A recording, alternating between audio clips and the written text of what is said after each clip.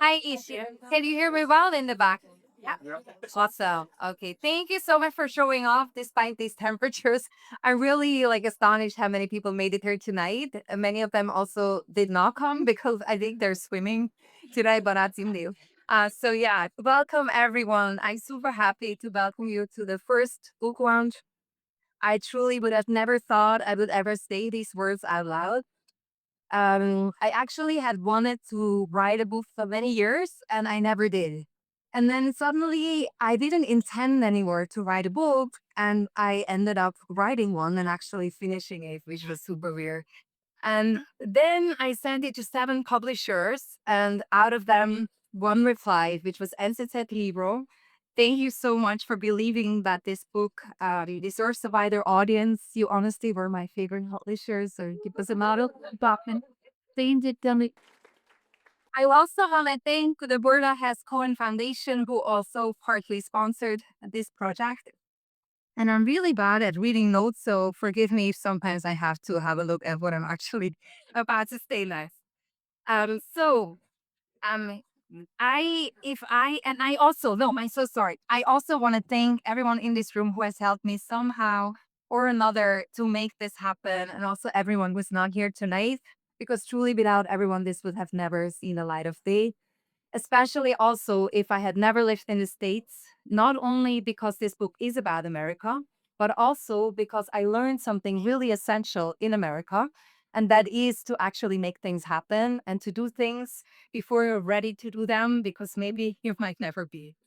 So, a comedian recently joked that had Elon Musk grown up in Europe, he probably would have never built one single spaceship, because people here would probably tell you things like, do you think this is a good idea?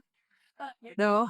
And in America, one of the things that I truly love about America is that whenever you come up with a crazy idea, someone is going to be there to actually tell you, yes, you can absolutely do that, And so, unfortunately, sometimes this also happens when someone has a criminal record and runs for presidency.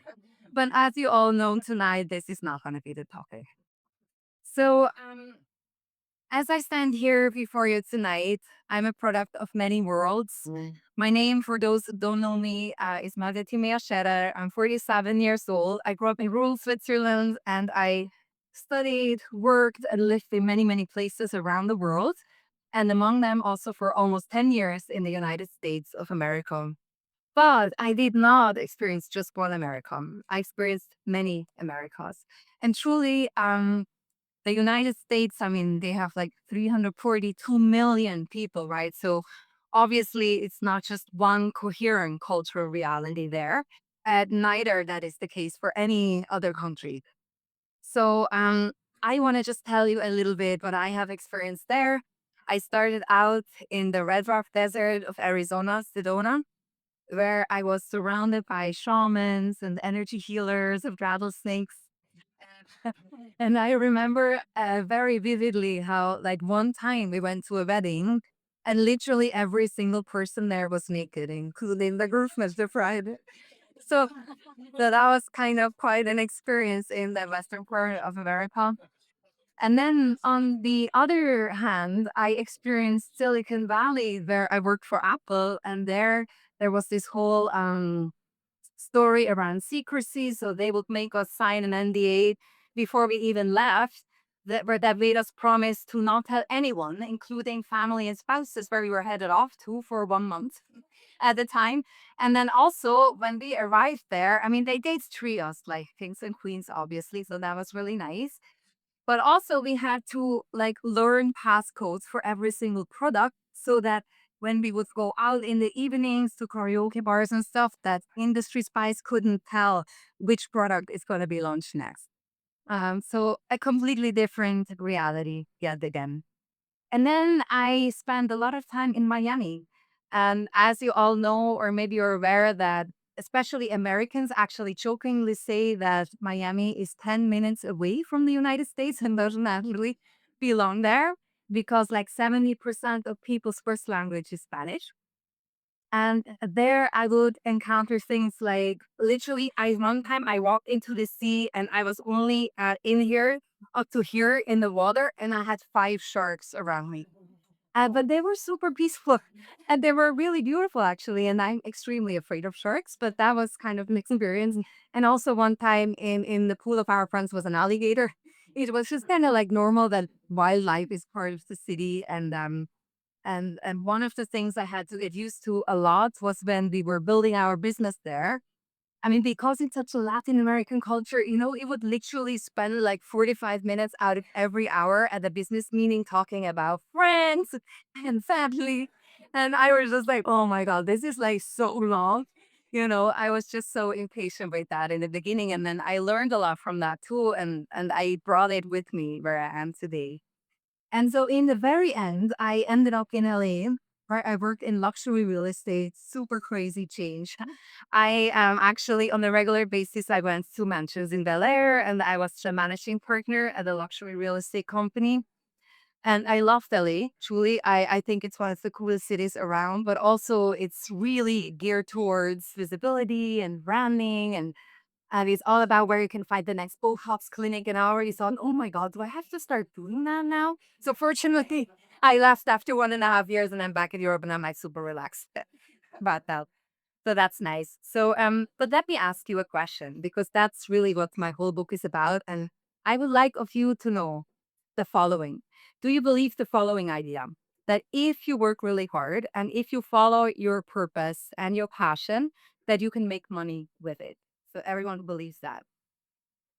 Yay! I was already thinking, now I already saw going to offer up there, and I'm going to be like, okay, why did I write this book? But then that would have told you, then of course, then there are a lot of like critical thinkers, and maybe some of you have already read my book. But I do strongly believe, and what I've seen when I came back from the United States, in Zurich and also across Europe, really, is that there is a really deep Americanization happening everywhere, and mostly people are not aware of it. Like you're using like terms such as purpose, mindset, performance, and hustle all the time. And I don't think that these ideas still sound American to us. I think they sound quite normal to us. And that was kind of the starting point for my book. So, because I would ask myself, like, what if you never find one purpose? Or what if you never find your purpose at all? Like, does it matter? Does purpose really always align with making money, or are these completely different things? And also, I wonder if like ordinary uncertainty all of a sudden feels like a personal failure, just because your reality doesn't match up with the narrative. So the thing is that we do not only inherit political systems and traditions, we also inherit and adopt linguistic frameworks that quietly shape how we think about what is successful, what is normal, and also what is morally right. And that really fascinated me. So once a narrative becomes culturally dominant, the thing is that usually we stop experiencing it as an ideology. We begin to experience it as a normality and as reality. So this idea actually lies at the core of what Sapir Whorf and Benjamin E. Whorf framed in the past. They're two linguists, and they said that language does not merely describe reality, but language shapes how reality itself is perceived. So it's like a co-creation. My favorite example for this comes from political language, and it's the phrase that actually I couldn't find who said it originally. If anyone here in here knows, let me know. It's such a cool phrase, and it's really kind of like the core argument of my book. Is like one man's terrorist is another man's freedom fighter. So depending on what you call someone, you are gonna perceive them as dangerous or as heroes. Shout out to Che Guevara, right? So once certain framings become dominant in a society, they begin shaping public perception, mostly invisibly. So if a culture constantly tells you to find your purpose or to be extraordinary, then people eventually begin to experience ordinary lives as somehow insufficient. Because language slowly shapes expectation, and expectation shapes identity, and identity becomes slowly emotional reality. I myself adopted so many American narratives while I lived there. I learned to optimize my everyday. I learned to eat healthy. I learned to work out more efficiently. I also became more sustainable. And I hustled so hard that honestly, in Vietnam, I was completely exhausted. And but the truth is, what I realized is that when you live in the United States, you actually need those narratives to survive because there is no social network that's going to catch you when you fall. But then I wondered when I came back here, how do these like imported narratives make sense here? That we don't need to reinvent ourselves every day. And do we really need to constantly think in terms of like self optimization and self sufficiency? Or is that doing more harm than service to us? But perhaps that leads to the deeper question behind my book. And this is something that's been fascinating me, honestly, since I'm 5 years old. I'm a bit of a nerd, I have to admit. But I always thought to myself, who actually decides what is normal? Who actually gets to say what's normal? And how easy is it to be perceived as not normal? Like, just think about it tonight, for instance. You don't even have to show up in a cowboy costume. It's totally fine to just scream out a word out loud, like hello, and to not direct it at someone in particular. Then Arrow's gonna be like, this is a weirdo, right? So, um, in order to belong, all of us consciously or unconsciously try to be perceived as normal all our lives. And that's really tiring. And also, we have to think about the fact that what feels polite maybe in one place might feel cold in another place. And what feels confident and somewhere maybe feels really arrogant somewhere else. And also, what feels ambitious in the United States feels aggressive in Switzerland. That's for sure. So let's always remember that the ones who define the words that are used the most in a society are the ones who define what is normal. So whoever shapes perception ultimately shapes our reality. And that is why this book is not only about America. This book is really about the power of narratives and the power of language. And now I want to tell you a short story that really affected me so much. I've been carrying it around with me for almost 20 years now. And it has honestly been one of the reasons why I wrote this book. I was living in London after 9/11, and I had a Pakistani friend, and he was visibly religiously dressed. He was also having a long beard right after 9/11, right? And he told me this story. He was a businessman and he was traveling from London to Paris at the time. And he told me, I was boarding the plane and then I spotted my free spot in the airplane. And I saw who was sitting next to me.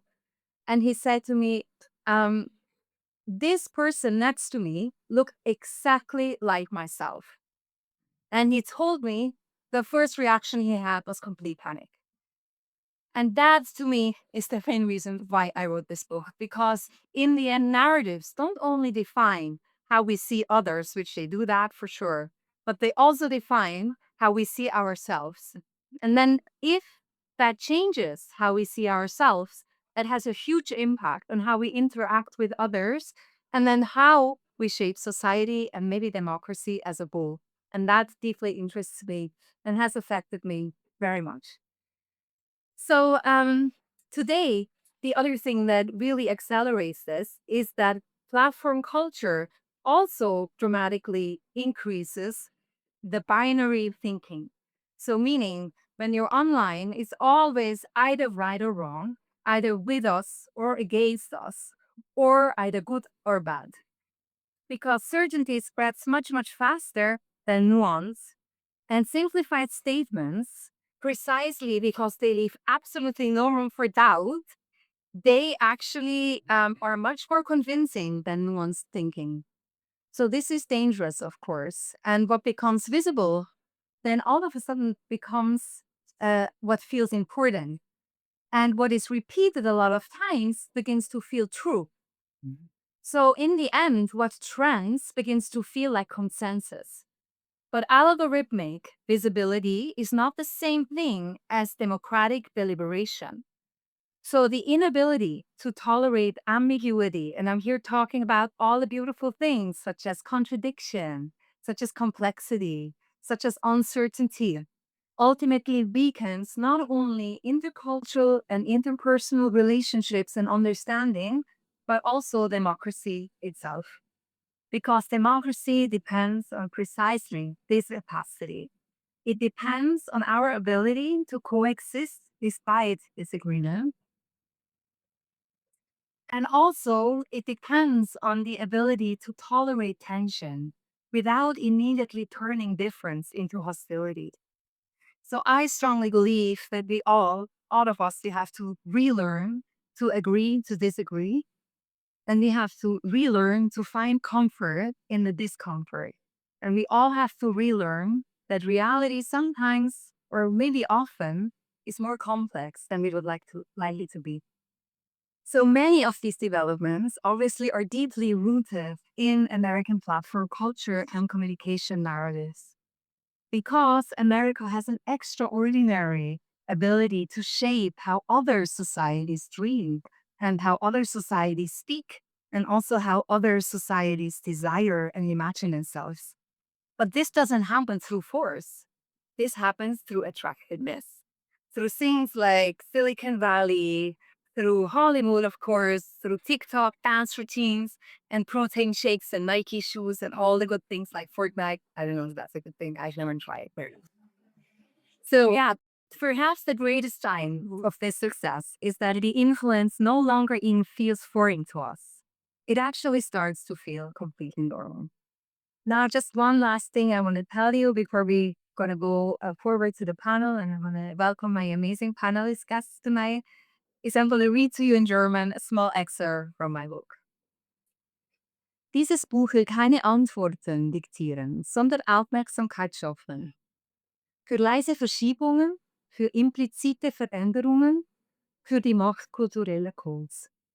Denn vielleicht ist das wirkliche Ziel nicht, Ideale abzulehnen oder zu bejubeln, sondern sie wieder zu kontextualisieren und daraus eine neue Form von kultureller Souveränität zu entwickeln.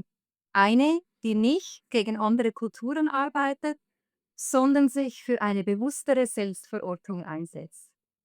In einer Welt, die uns täglich erzählt, was wir sein sollen, liegt vielleicht wahre Freiheit darin, zu wissen, was wir schon sind.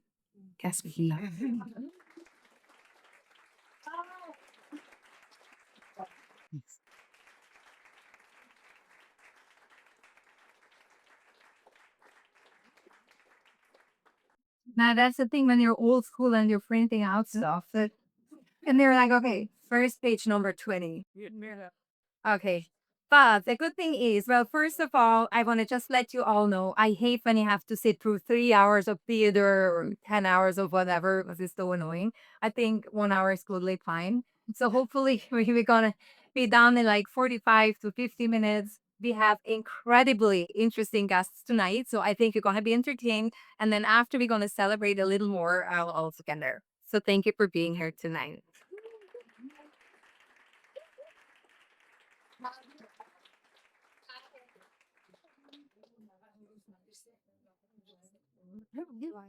Okay.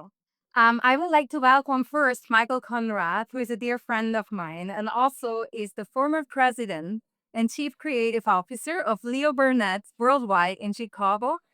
This is one of the most influential advertising agencies in the world.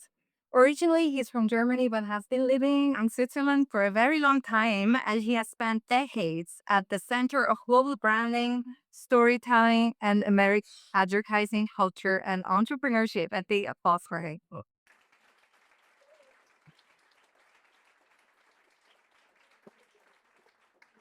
Then I also feel incredibly blessed to welcome David Dufili tonight. Probably most of you know him. Please come to the stage.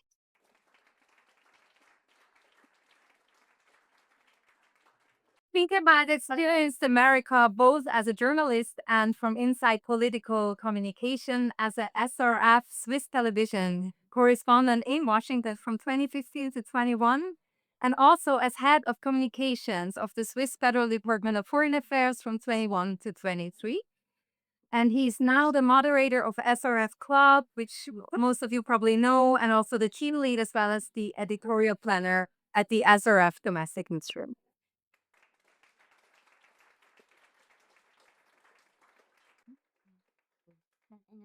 Then I'd also like to welcome Stella Wolfsgruber.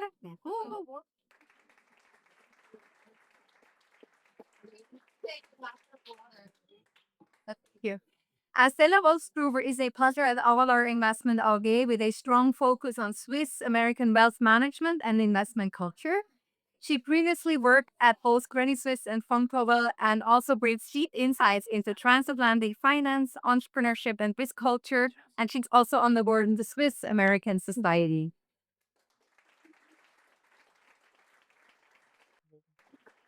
And last but not least, I'm so happy to welcome our only American, Amitano Ana Maria Montero.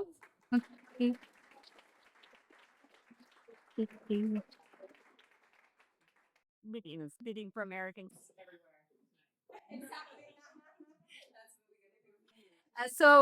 Ana Maria Montero is actually a former CNN anchor and correspondent who has worked across US, Latin American, and European media from LA to Zurich. Today, alongside her work as an international moderator and host, she is also expanding into producing, where she's focused on stories that connect people, culture, and ideas.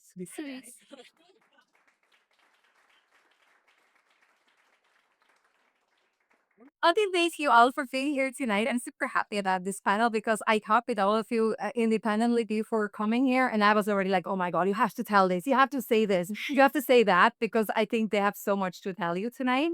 But my first question is kind of a little bit of a personal question. You can feel free to answer or not. Can also be about the professional context. But I would wonder if you had ever, now looking back, yourself adopted an American or maybe a Swiss narrative unconsciously that kind of shape how you think or how you see success or how you communicate. Mm. Maybe there is a good example. Okay, so we could all without Michael, is that then is a share? Uh, Let us know if that doesn't work. I call it, let's say, that you is you culture. Because when I started my career in financial industry, it was very conservative and you had to call everybody by its last name. And very slowly getting more and more internationally in the banking industry, especially with Americans, it was the you and you because you is you. So it's the first name. And now I discovered I barely speak to somebody with his last name in Switzerland. In Switzerland, yes. And I think with losing that tradition, it's very thing to also lose respect. It these ties called somebody at its last name. It's also a very respectful gesture. And now I mean, even the princess in our company is like, Stella, hi, how are you? And it's already very close. Now for me as a Swiss, and I just discovered that while thinking about what we're speaking about here in the panel, this really changed how you also behave. That it calls a bit automatically at first place. Absolutely changes my mood. I mean, I had to adopt the opposite. Because on a first name basis, everybody. So yeah, so happy to come here. And I mean, again, I'm Spanish speaking mother tongue. So in Spanish, we also have the formal way of addressing people.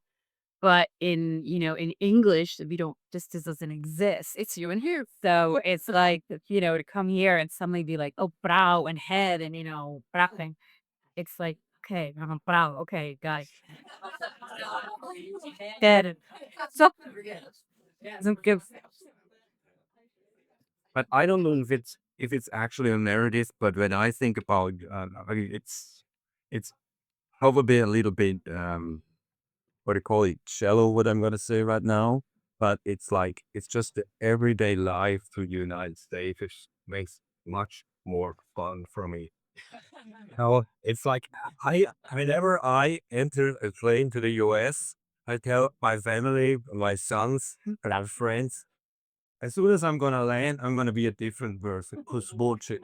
Because I'm gonna talk to people. I ask, how are you? Maybe I'm not so interested, but I'm gonna interact with people. They're gonna be open.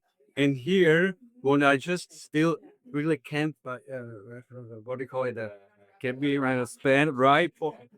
is how unbelievably distant we are in everyday life. Like everyone always watches the cell phone. When we were like in the US, we had been in the US for 2 days. My wife came to me and said, "Noah, I'm 34 years old, and in the first 2 days,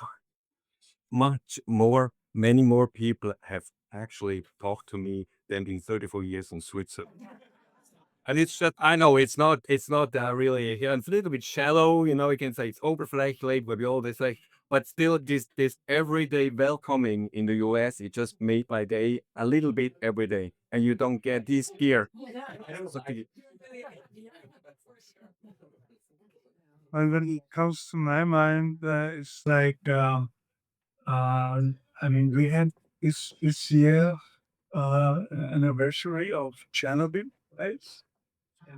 In '86, in last month, I arrived in Chicago, and I was a little ill, and there was this Chernobyl announcement, and I went from my wife that the kids cannot play in the sand boxes and so forth. And I looked out of a window, 15th floor or so, Michigan Avenue. I said, what am I doing here? I mean, I think I'm totally crazy. Uh, Why did I do that?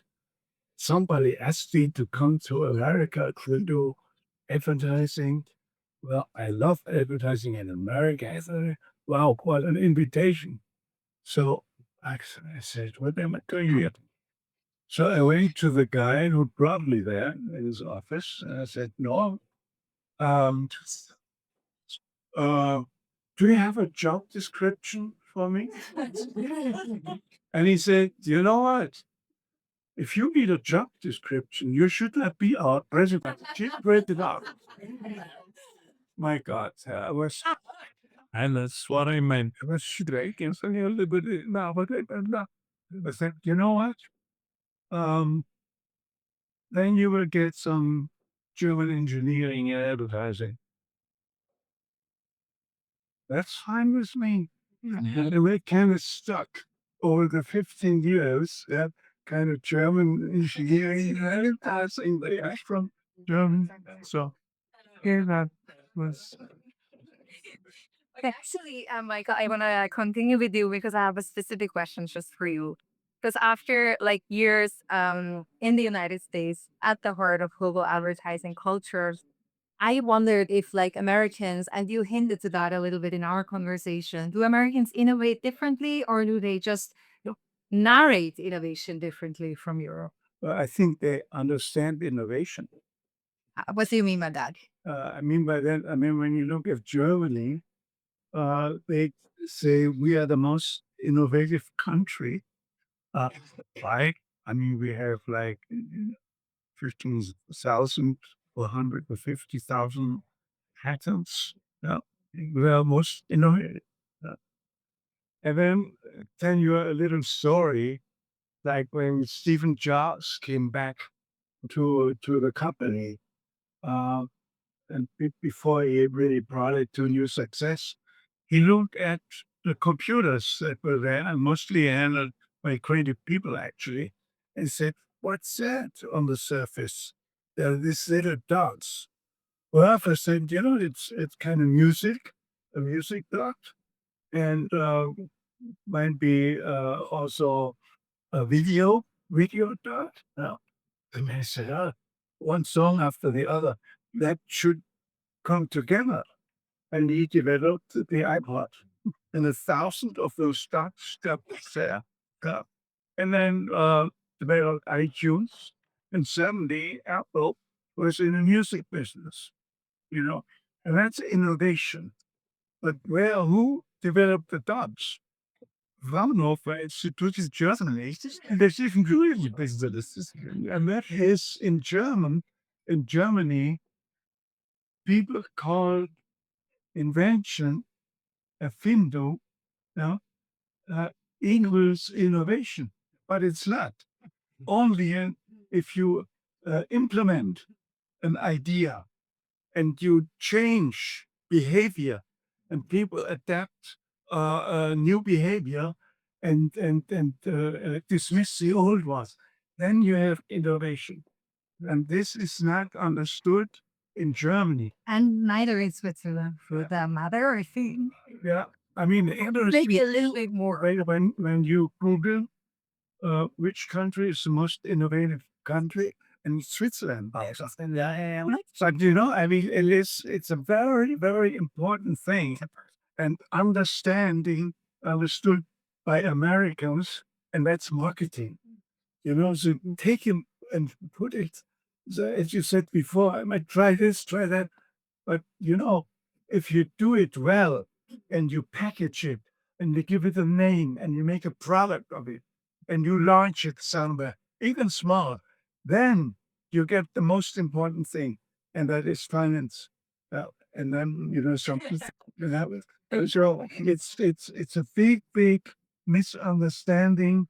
Germany actually, with all the patents set out, they could announce die Innovationswirtschaft. As if they have a Fraunhofer 2, Max Planck 2, Helmholtz 2, and they have marketing people and just take the best ideas and try it and launch it. They actually Yeah. implement. The economy would suddenly, come up Exactly. and produce something. Now they take all the money and they give it in old business and support the old. That's not a huge spin. Yeah. Thank you so much for this incredible insight. That was one of my favorite insights because I had not honestly thought about it this way before. And hey, Nadja, I was wondering, after years in Washington and also inside Swiss institutional communication, I was wondering, like, if you feel that public discourse here in Switzerland has already a little bit become more emotional or personalized or even maybe polarized under American media influence or not at all. Well, we're going to vote on this 10 million Switzerland referendum on the 14th of June. And if you just go through all the social media, then you can probably give yourself an answer, right? I mean, it certainly has gotten more emotional and more polarized. No question about that. But compared to the US, I think we have really strong counterweights in terms of polarization. For example, that our institutions, governments, and even media outlets, they are not near as polarized as in the US. In the US, we have a government who is polarizing. Doesn't really matter which party has the lead. But we have just a consensus politics, right? We always wanna come together. We have to come together because we have four parties in the Bundesrat. It's just the opposite of polarization. It just doesn't work. And because of this kind of fabric of the political system, I think we can really strongly partially withstand polarization. But I'm really worried about two things. One is that we see that more and more people also in Switzerland are news deprived. 46% don't really consume any media other than social media. 46% in Switzerland. So what does it mean? If people are not informed anymore, they are more open for polarization and aiming for polarization. And the second one, we had a really nice TV piece yesterday saying is that the whole deep fake thing that comes with the social media, then with artificial intelligence, so that people don't know anymore what is really true and what is not true. So, I mean, right now we are a little bit insular with Saligan, huh? We're on an island that we're not as polarized yet, but we don't know what's going to happen because of the influence. I don't know. Do you maybe have something to add from the American perspective to that? Because I remember you mentioning some things about how, like, American media. I actually now I'm deviating a little bit because it's a moment is funny story about how you had to adapt to LA media, also first appearance and other things like that, and also bring up how storytelling and emotional storytelling is the core of it all. Yes, yeah, I mean, and that's just you're right. I mean, for us in U.S. Television, right? So American television, Yes, and emotions are very often the engine of the story. So it's like we lead with that face, that that explosion, the chaos, the conflict, the urgency. That's what we go into it with. So it was always this feeling that media, in fact, is teaching us somehow how we should react to a story. Um, and look, the emotional aspect of it is, in fact, very powerful. You see it on every level. It's very powerful and can be very inspiring and very lucrative and all of these things. But again, the downside is that, when out of a 90-second, maybe a little bit more news piece, you spend 60 seconds of it on the emotions, you don't have time to get to the complexities. You don't have time to really understand what was the problem. I mean, what is the problem? It's like, I'm really sad that happened, but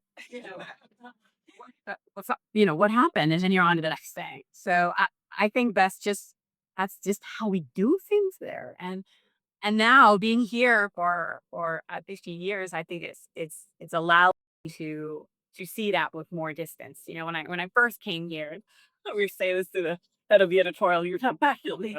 Was it church you were good? Still passionate. I think Very good. well, so for me, when I first arrived and saw my first editions of Tagesschau, I was fascinated. Fascinating to me. For me, it was like, and again, I say this with all the love in my heart. I have a red passport, but it's kind of like time travel. Oh my gosh, you don't have to like 1950. Like the way that news was delivered. It's very serious, very classic, and and and, and then high German, which makes it sound even more serious. So it was this feeling that, and nobody was overperforming. There was no degree of infotaining. There was none of this. None of the things that I was accustomed to being a media person from LA, New York, Miami, where we were also, wasn't said explicitly, but us, along with being a journalist, you're also expected to be a TV personality. To be this charismatic person who had opinions and who could, sometimes eclipse their guests with their ands. And so for me, that was really an interesting learning to see that contrast, right, and to see that play it out. Thank you so much. And now I'm going to go on to a more financial topic, which is extremely interesting to me because I think one of the biggest differences between the US and Switzerland are actually their risk behaviors. So I'm just wondering how that plays out in practice in your business. I think the basis is really the failure culture. We all know America has a complete different culture. Try again, and you only fail if you stop trying, right? And in Switzerland, you try once and it has to work. Otherwise, you see these dreams. And same applies for stock picking and investing. I mean, there are several factors, but for a Swiss national, a negative withholding stock, let's say a minus 30, can be a wonderful quality stock. It's actually, it disturbs him. It's always time I think, even someone is negative, having the Heinster, why do we still have it? And the American ones, semesters, they're like, I should have more. We should, it's a good chance. It's an opportunity. We go more. We go aggressively in there. So it's really, it's very, very different. But the Americans are also very influenced by their tax situation because they have a capital gain situation, which we don't have in Switzerland. So they are also more long-term oriented. So it's just by nature, some of the investors, they have stocks more 30 years plus because they don't want to sell till they die because we can gain. And in Switzerland, for the majority, it just doesn't really matter. They can trade. It's not that they are trading like Asians, but they're more nervous, there's more movement, and they panic more when we have difficult times. Like when we look at the stock market in March, There was a lot of news, yes, and a lot of news and more news, but there was not that much reaction in the market. Even though the Swiss, they were all very nervous. And the Americans, I wrote to all my clients a little email, what's going on in the market, what's happening right now, if you want to talk to someone here. And the Americans all reacted, you're really trying to pet me like a dog? And the Swiss were like, oh, so great that you're right. Yeah, I was all night thinking about writing you. So it's really different, huh? And also the Swiss, they are looking for the negative things. And the Americans often see the opportunity, the positive. Yeah. Yeah, that's the big one to me. Yeah. So I was mainly now just to have this one little story that you told me about appearance of television, if you don't mind, and just coming here to Switzerland and I am down here like seeing people deal with their appearances and that's a bit more of a personal story, but I thought it was really interesting. Hey, I don't y'all agree. so, so I think you're referring to TV. Of course, as I mentioned, coming from these bigger TV markets, your LA, New York, Miami, and we're expected to be this kind of TV personality. Also, you're expected to definitely have a certain look and have certain behavior and have certain hairstyle, and these curls never worked on TV in the US. So I actually had to comb my hair one corner because I ruined it.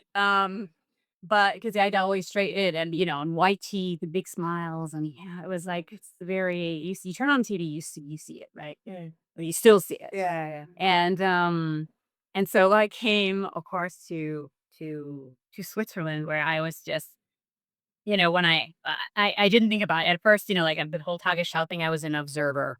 But then when I got the opportunity to go back to work in TV in Switzerland, for me, it was really like a, like I actually remember going to my boss. I mean, just stay with the hair thing, which is a bit trivial, but and asking them, hey, so before we started going on air, is it okay if I wear my hair curly?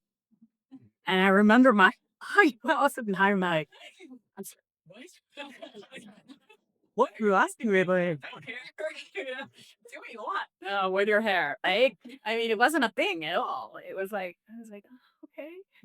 But what I did discover was a thing was having to calibrate a bit my energy, so to speak. When I looks, but I had to sort of understand that the way that I understood credibility was really tied to visibility. And in Switzerland, credibility comes from a much quieter place.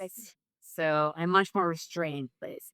So, I didn't have to be the American in a room credible to be credible to this new audience of mine. So for me, that was an adjustment where it was like, okay, okay. It was just an adjustment, to understand that things were seated differently. And then personally, I was also very relieved somehow by that restraint when I came. Because again, I come from LA. LA is another planet. You've been there. I don't know if you've been there. It's like another planet. And, and coming here and being out in this is the example that comes to mind, sorry, but it's being in a body for the first time in the summer. In LA, a schwimmbad in our body, right? Yeah, in LA, you didn't go out in your bikini on the beach, because oh my god, like what? Everybody around you looked like they were was on Baywatch. It was so beauty, but it's had a tough feeling like everybody was looking at you, and you're like, super self conscious. And so, the first time I went to a body here, I was so relieved because everybody was just so normal and nobody was looking at me, like nobody cared. And, and everybody was like, just being themselves and just letting it all hang. And it didn't, there's critics. And they're going like, you don't need to cover that up, yeah. So there's a few things of learnings. I'll say on both sides. Ja. So one question that I have to the whole panel, and I would just like to know from all of you, like I'm describing a Bible, this idea that maybe by adopting all these terminology about purpose and mindset and hustle and procurement, that maybe these are not just harmless Americanisms or just trends, but that they subtly form cultural behaviors here and reshape maybe how we think and how we act. And I was just wondering if any of you had experienced anything like that. I know that Peter shared with me a story about your kid. I don't know. Yes, You put a share. actually, I'm not quite sure if I can if it makes sense to you because it doesn't really make sense to me. But in terms of what kind of words and expressions we have now in German, or like my teenage boy is 16 and 13.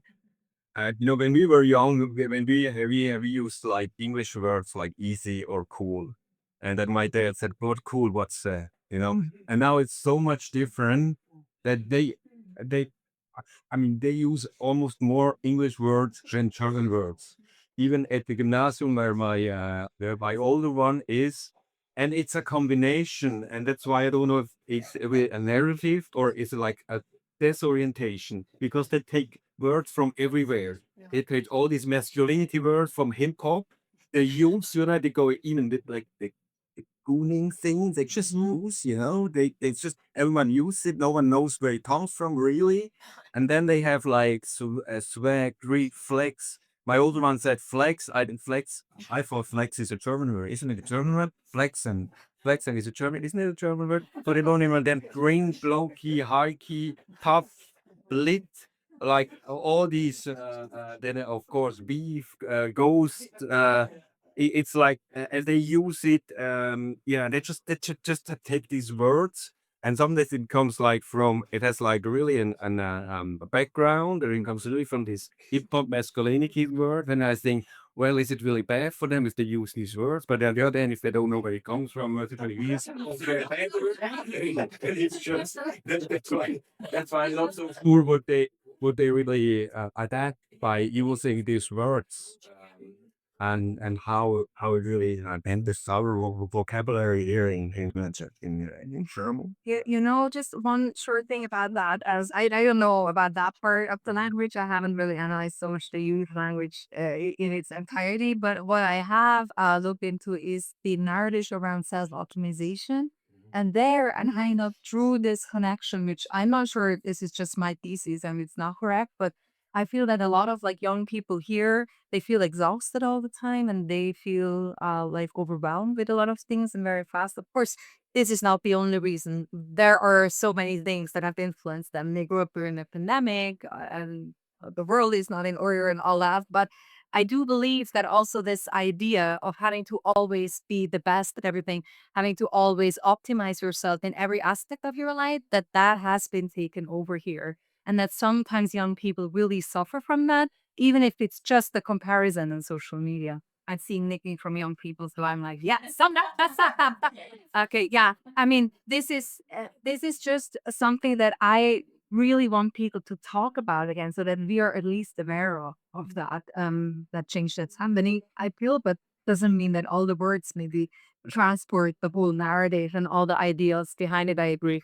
Yeah, sometimes it's also a little bit too much about well-being. I was just in the process of hiring somebody new in Hungary, and 15 interviews, first interviews, and every single one asked me about work-life balance. But now I can advise. For me, it was like, yeah, it was incredible because I was like, okay, I mean, are you applying for a job to work or Pleasure and free time. So space. Some space. So they're going too much into that direction, right? Let's see that as well. Because MLR, it's sometimes even first question. the first question they asked? Yeah, that is invaluable. And my fans are like, nah, I'm not responsible for your personal life. It's actually them also, yes. At some point. I think the purpose in marketing, you have to be careful that it's a kind of word that swims around and it's not very practical. So what's the purpose of the Disney company? Yeah. What's the purpose of uh, BMW. What's the purpose of Volvo? You know? So, I mean, they kind of try to find something. But in marketing and in business, you have, if you can reduce it to one word that everyone understands, you know, like Disney is about magic, you know, and when they lose their magic to Pixar, you have a board meeting said, hey, we are losing our magic, we have to buy Pixar. Cost $8 billion. Okay. But magic is us. It's Disney. Or BMW, it was positioned on the overhauling. This car drives on the overhauling. I mean, that's understood in the rear view mirror of a Mercedes. The message is clear. The guy behind me, they want to still overhauling. And let us stay on the right side. So it's, you know, Volvo. Yeah, it's safe. You want to be safe with your family and so, you know, this purpose, when I left Leo Burnett, that word purpose was around. And they purposed company. Right? So they came up with, we are about humankind. You know, that. When I left, I said, you know, the company is about forever brands. Because the brands, we had the knowledge that from 35, 40, 50, the brands still exist in their shape, in their idea, in their positioning. And that was a competitive advantage versus all other agencies. Yeah. You know, now they came up with humankind. Then I checked the work that I'm doing. There was not humankind. I said, show me the humankind. There are some social work, of course. That's humankind. But, you know, I mean, I have to detergent. Yeah, it's human ways like that. So, you know, this kind of purpose is a kind of swimmy thing. And to me, not very practical. On the being precise, more German engineering. Story about purpose. It's not like with the companies and everything, but more like a personal one. When we had our kids in elementary school in Washington D.C. You know, after 2 or 3 weeks, I was maybe first grade or even kindergarten, and we want to know, you know, is it like a genius or is it not a genius? Is it going to be an author or whatever? And then the teacher came and she said, well, actually, we have a lot of authors in our school. And from before, well, they are writing words already or something. And then she showed us like a booklet, and there was like something like this. And then I said, well, what's that? And well, you know, it's almost an A, you know, it's always an A. But we're all authors, you know. And then the staying here, and then after a week, it was like it's almost a B, you know. And my wife and I, we were really focused on the result.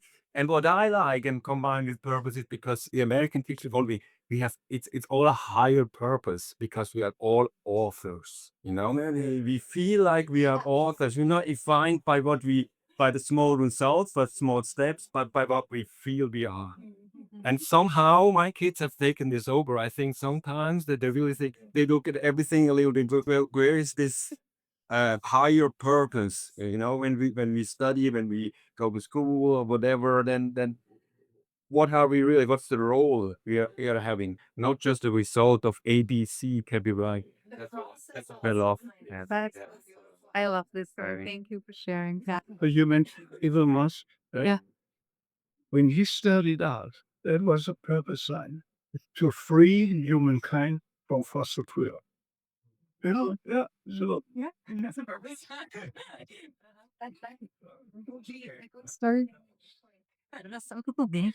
Okay. So what I would like now, I'm not going to go through the rest of the questions, but what I would like is any of you has anything further to add regarding America and Switzerland and how they come together or not together, or what's the difference, or what's the hard traits that adapt to it there or here.